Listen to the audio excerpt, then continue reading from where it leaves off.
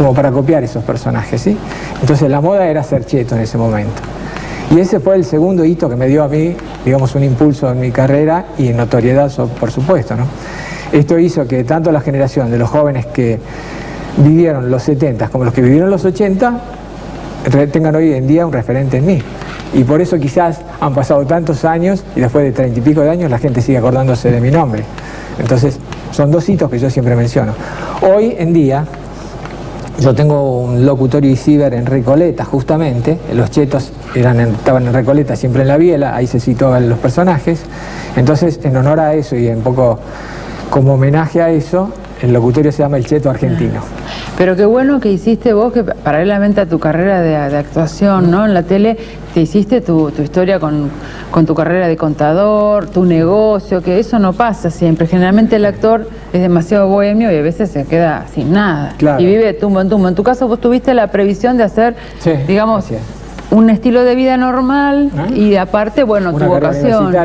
¿Y te recibiste de contador después o antes? Yo me recibí en el 80, en ese momento estábamos conduciendo con Juan Alberto Badía un programa ómnibus en vivo en Canal 9 que se llamaba Sábado 9, sí, que era producción de Gerardo inclusive, ¿no? Y en ese año fue que yo me recibí de contador.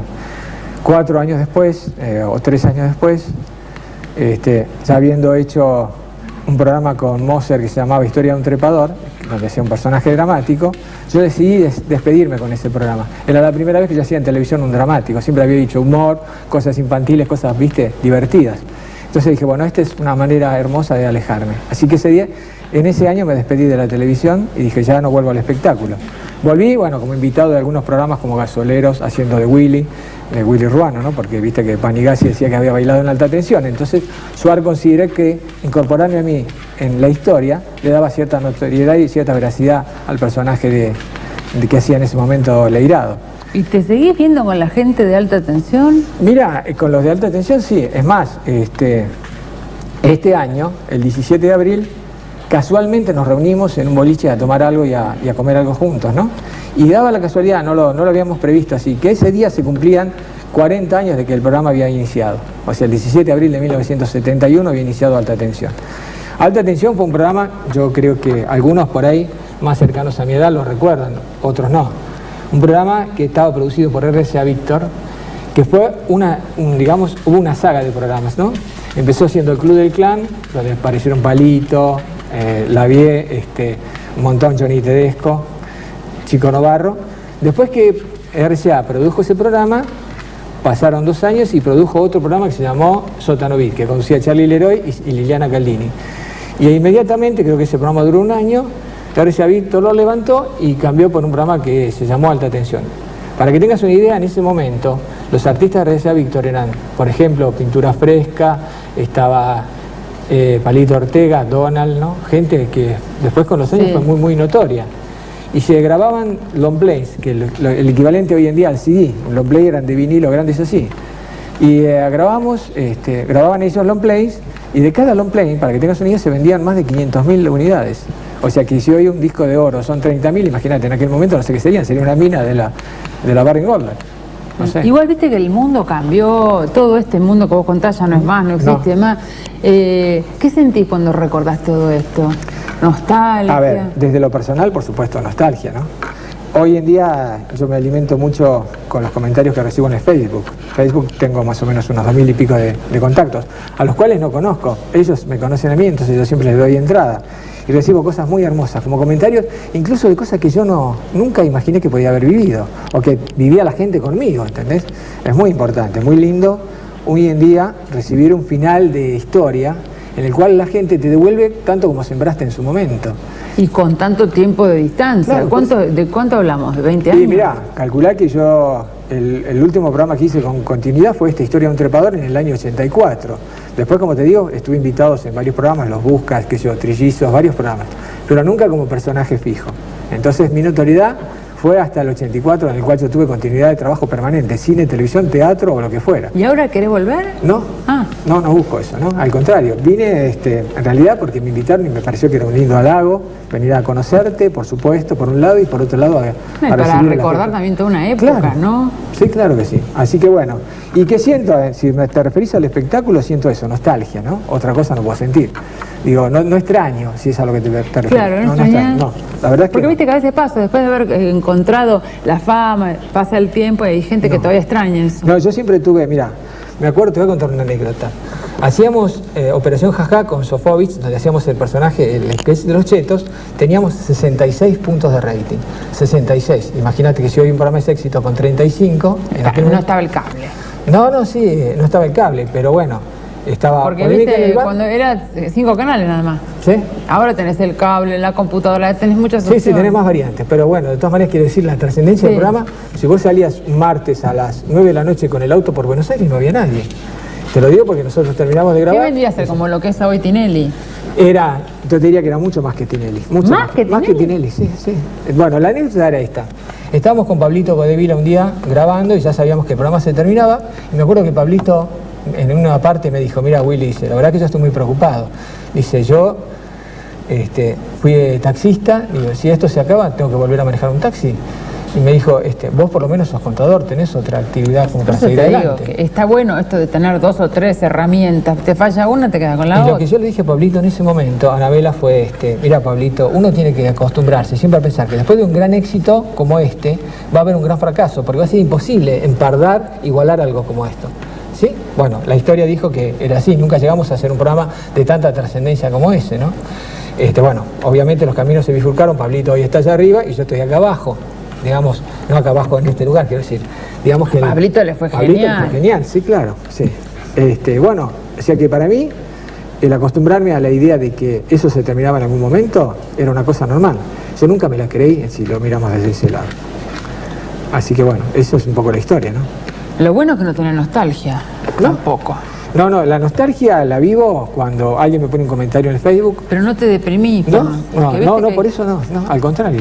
Es más, cuando Muscari me llamó hace 2 años para hacer una obra de teatro, que después finalmente hice, una obra basada en la vida personal de cada uno de los que la interpretábamos y la vida artística de cada uno de nosotros, yo primero le dije que no. Le dije, mirá, la verdad es que no, yo tuve un accidente cerebrovascular, no me siento en condiciones de enfrentar al público. Bueno, o sea que si yo hubiera estado desesperado por volver, en ese momento le hubiera dicho, sí, voy ya, ¿entendés? Sí. Creo que uno debe acostumbrarse a que esto es un mundo de ilusión y que uno tiene que tener otra actividad. Pero sí, hay que tener siempre otra cosa. Exactamente. Y nunca estar atado a esto. No. Willy, ¿y cómo fue lo del ACB? Yo estaba haciendo en América 2 un programa para el cual había concursado en el año 2002, el año de la crisis, ¿te acordás? Institucional en el que se vayan todos. Y como yo me había involucrado con varios movimientos de ciudadanos que estábamos metidos incluso dentro del Congreso, criticando a senadores, peleando con diputados, etcétera, etcétera, América 2 propuso hacer un programa que era como un reality, que se llamó El Candidato de la Gente. Entonces todo el mundo presentaba un proyecto. Con Alejandro, ¿no? El doctor... No, el que lo conducía originalmente era Rial. Después pasó a conducirlo Nancy Paso, cuando Rial se alejó. Y bueno, 16 ciudadanos fuimos elegidos en base a nuestras ideas, a nuestros proyectos. Bueno, yo estando en ese programa, tal vez por el proyecto que tenía, tal vez por el manejo de cámaras, por la manera de moverme frente a cámara, era quien mejor venía posicionado. Hasta que en un cierto momento me di cuenta que era toda una trampa lo que había atrás de eso para posicionar a alguien que en realidad quería así surgir a la política y tenía un testaferro ahí adentro y que había patrocinado el programa para poder de alguna manera proyectarse él con su grupo.